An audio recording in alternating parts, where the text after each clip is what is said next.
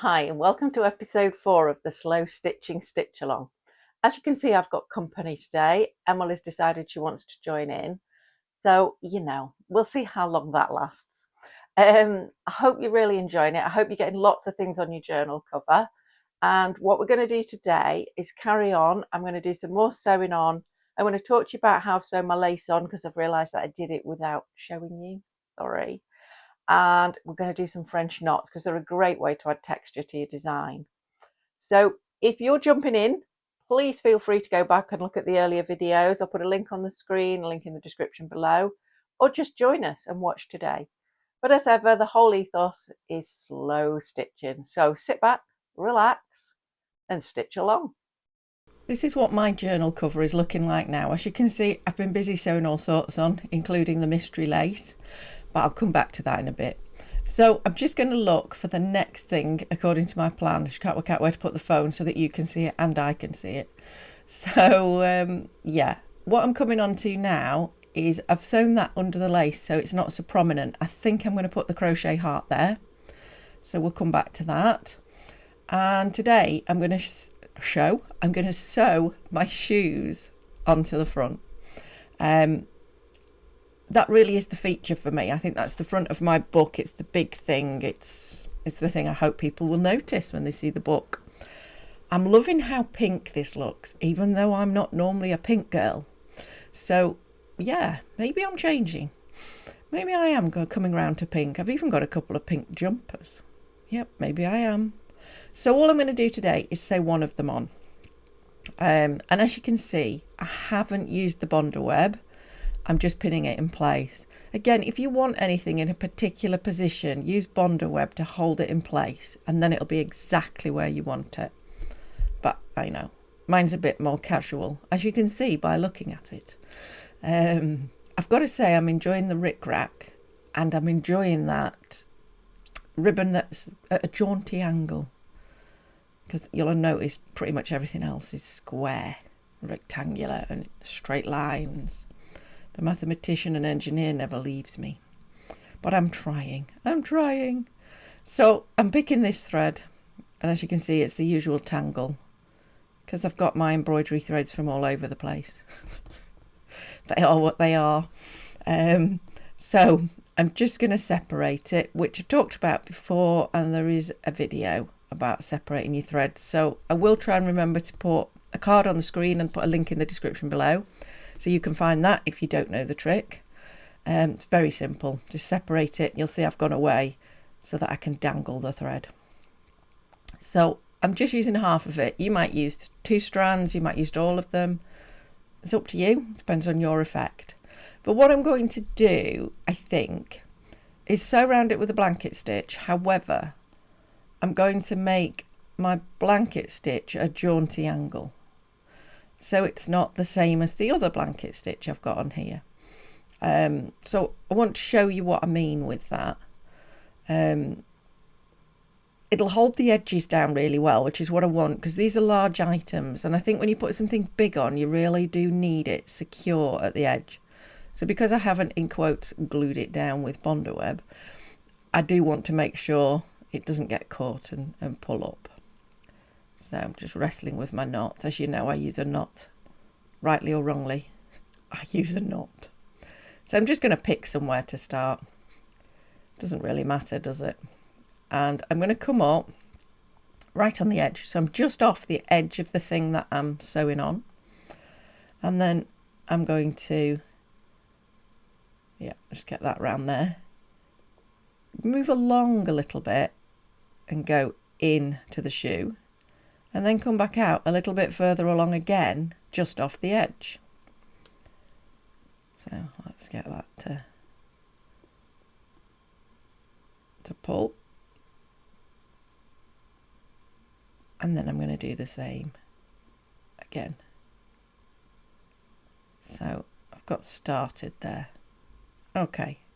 So I'm going to move along a little bit and then go in through the shoe.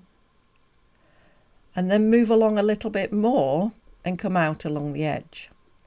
So what we're doing is making sure it's all diagonal to the edge, if that makes sense.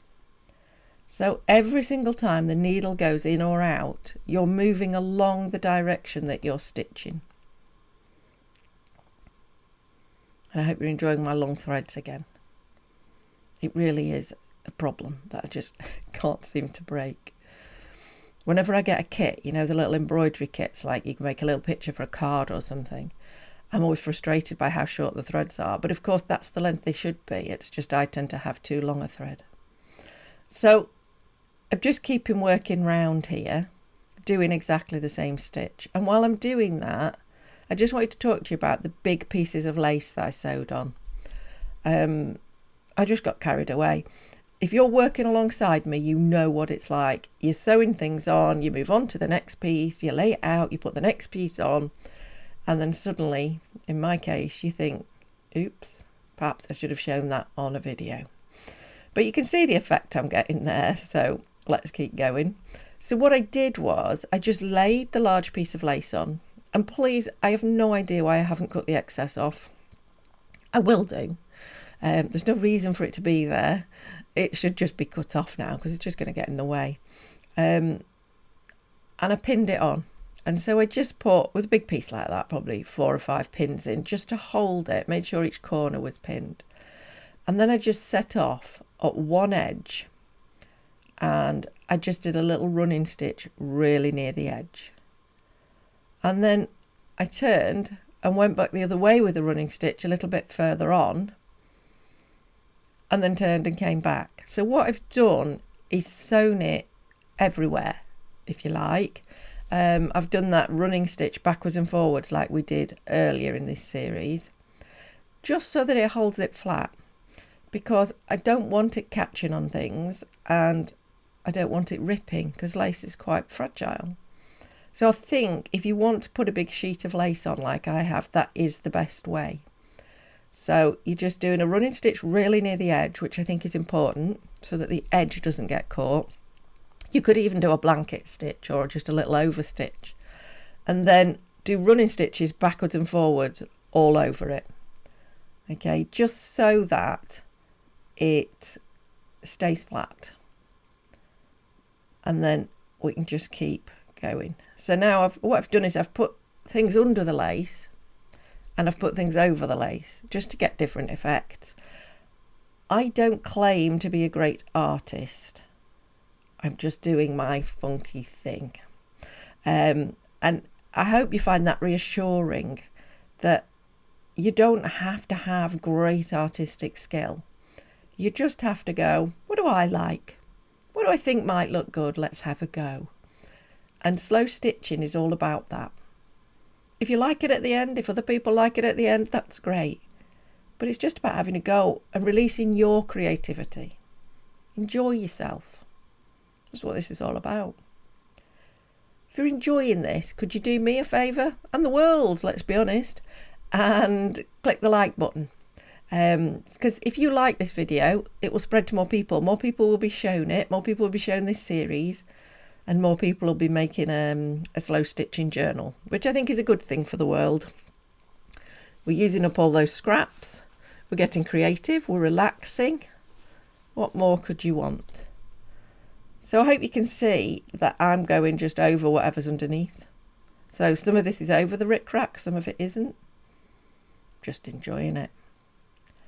Did you enjoy Emily on the introduction? Yeah, she does like to help. I'm amazed she's not appeared in any of these videos where I'm sewing yet, because if I'm sitting sewing and she on the desk like I'm doing this for you, and she wants something, she knows to just appear, jump up, walk around on whatever I'm doing, rub herself on my face, and generally make a nuisance of herself, and she will get whatever it is she's looking for. So if she wants feeding, that's what she'll get.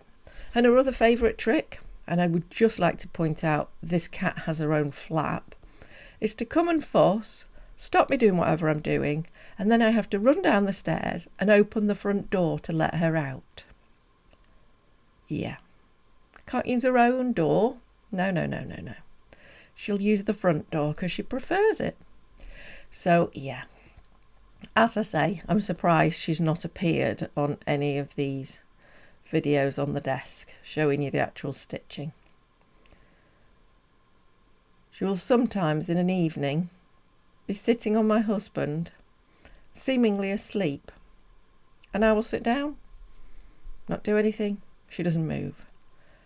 I open my crafting bag, be it stitching, crochet, doesn't matter what it is, and she'll appear. I won't even have started. I will just have got it out and she'll come straight on my lap and stop me doing whatever it is. She's a little moppet, that's what she is.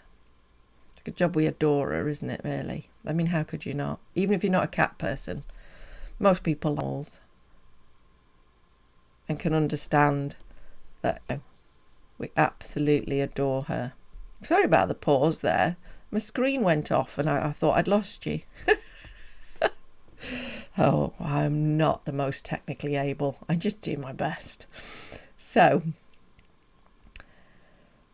I hope yours is coming along okay. I do keep posting community posts about this stitch along. And if you find any of them in your feed, please do comment on them and let me know.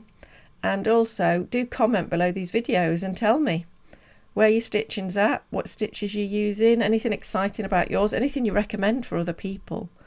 Let's make it a really collaborative venture because we're really getting on with these now and hopefully getting to the point where we'll finish. So in all honesty, I think it's going to be another video where I'm going to go through some of the other embellishments I'm putting on. So it might be buttons, crochet work, sequins, beads. I'm not entirely sure because, as you've seen, I have a plan, but then I also make it up as I go along. So yeah, when I come to do embellishments, I'll do another video about that, which will be next week. And then there'll just be the video making it up and finishing your journal cover. So in another couple of weeks, we'll have finished our stitch along, which is quite exciting. And we should all have a lovely journal.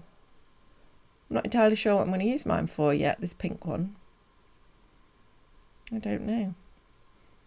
I may actually use it as a journal.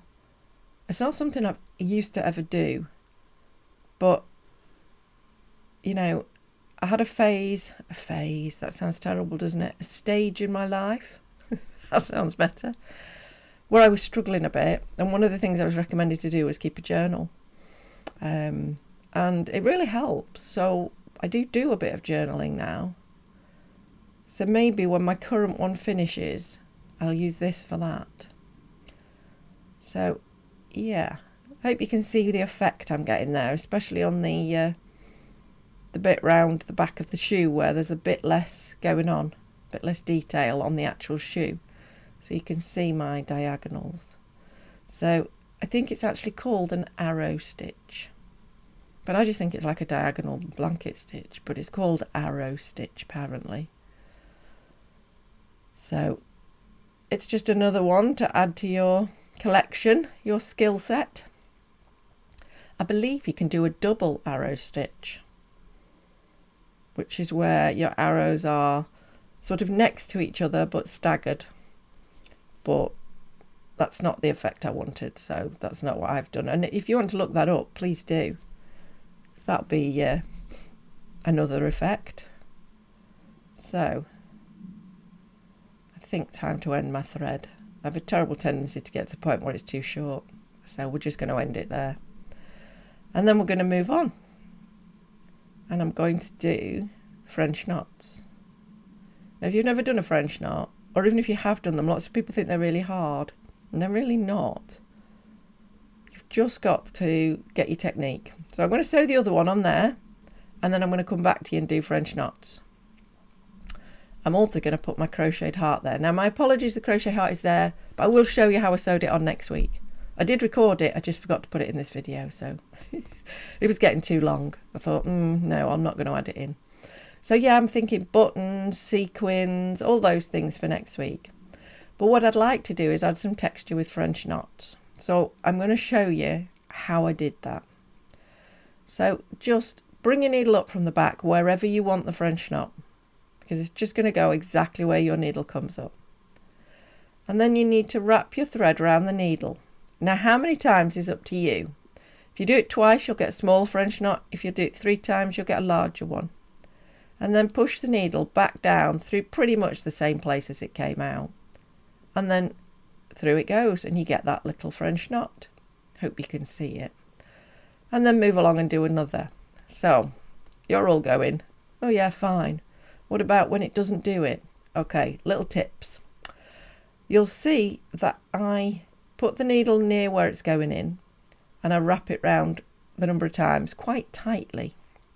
Then push the needle in. I've got hold of that thread so it can't pull loose. You don't want great big loops. Equally well, you don't want it so tight you can't get the head of the needle through it. And I'm afraid it's just a little bit of trial and error gets you there. So you really just got to play. And then you can get them really, really uniform. And if you don't want uniform, do some of them. Some of them with 2 loops and some of them with 3. And then you'll get different size French knots. And you can see what I'm doing. I'm following that curve so that I get a nice little row of them. And I'll probably do that on both shoes all the way around. Those curves. I think that'll look really nice. It's like little bobbles or stitches or something on the actual shoe if it were a real shoe. So I think that's going to look good. And you can see, you can get into quite a routine. They're not as scary as some people think. Now again, you could use the full thread or you can just use half the thread. I wouldn't really go below half the thread or you'll end up with a knot so small you'll wonder why you bothered, I think. But it's up to you. And I mean, you will see people do lots of loops, so they might wrap it around 4, 5, 6 times. So please experiment. But I've found they start to get a bit scratty for me, and that might be just my technique. So I hope in this session I've shown you lots of new things and you can see how I'm carrying on and that you'll do the same. And we'll get onto embellishments next week, sewing on those beads and buttons and things. I'm just finishing off because I really am getting short of thread there. I definitely won't be carrying on up the other side.